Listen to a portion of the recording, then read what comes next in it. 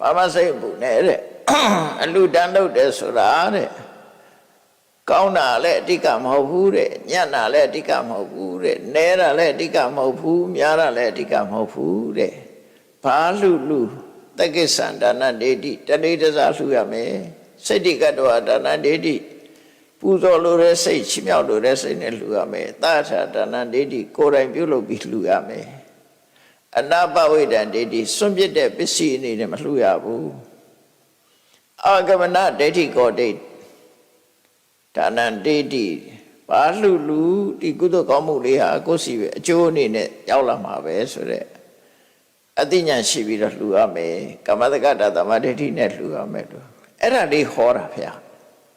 အဲ့တော့နဲတာလည်းဒီကမဟုတ်များတာလည်းဒီကမဟုတ်ဘုရားဟောတာအခုလည်းပဲအဲ့ဒါပဲမာဝပညေထပုညတ္တနမနာအာဂဝိတတိအေးမင်းတို့ကုသိုလ်ဆိုတာနဲတယ်ဆိုပြီးတော့ထင်မသေးပါနဲ့တဲ့ပဲလေးတစ်စီလှူလဲလှူပဲဆံလေးတစ်စီလှူလဲလှူပဲစီလေးတစ်စက်လှူလဲလှူပဲဒါကြောင့်မို့မကားတွေကလင်္ကာထဲမှာရေးထားနော်ရှည်အေးတစ်ခွက်စီတစ်စက်နဲ့လက်ဖက်တယိုးကြမ်းတချိုးများဆိုမန္တိဆရာတော်ရေးထားတယ်မကားတွေကရှည်အေးတစ်ခွက်ရေးလေးတစ်ခွက်တိုက်ရှည်အေးတစ်ခွက်စီတစ်စက်နဲ့လက်ဖက်တယိုးရှင်းတော့အလှပေးရင်လက်ဖက်လေးတွေလိုက်ကန်တယ်လေခုကတော့တော်ကြီးစားကြလားမသိပါဘူးရှင်းရတော့တစ်မြုံလောက်ပဲစားကြတာနော်လက်ဖက်တယိုးကြံတချိုးများကြံပြီးရင်တချိုးလေးမြတ်တို့ချီပြူဒါနဟူသည်ကုသိုလ်ကောင်းမှုရပြုလို့ကိုတက်နိုင်တာကိုလှူအားလေးပဲရေလေးတစ်ခွက်တိုက်တာခုခေတ်ဆိုရင်တော့ကော်ဖီလေးတစ်ခွက်တိုက်မုံလေးတစ်ချက်ကျွေး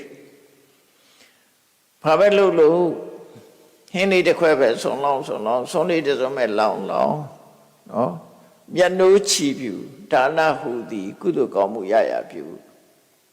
မြတ်နိုးနဲ့တမိုးထားပြီးတော့လှူပါလို့ဆိုလို့တယ်ပေါ့တော့မြတ်စွာဘုရားဟောတာနဲ့အတူတူပဲအဲဒါကြောင့်မို့